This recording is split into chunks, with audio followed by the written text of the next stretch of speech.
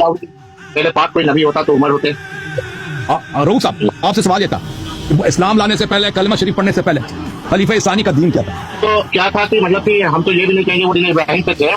बुत परस्त है ना, बुत परस्त है भाई, बुत परस्त, बुत परस्त, बुत परस्त है भाई। कहा जा सकता है। हाँ, जाहिलियत के जमाने में बुत परस्त। अब मुझे बताएं, आज तक आपने देखा है साबिका हिंदू, साबिका बुत परस्त पकड़ के अल्लाह उसको नबूवत दे दे? अगर आपका ये अकीदा है कि हमारे नबी सल्लल्लाहु अलैहि वसल्लम भी पहले बुत परस्त है, तो अपना अकीदा बताओ जी।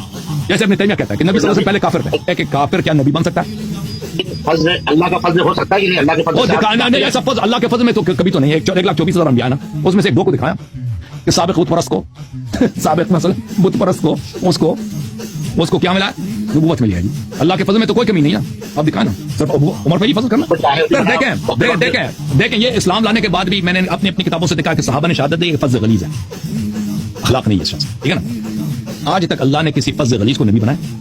ये तो कलमा पढ़ने के बाद भी फजल गलीज था, पर अखलाक को नबूवत दिया। माशाअल्लाह ऐसा नहीं।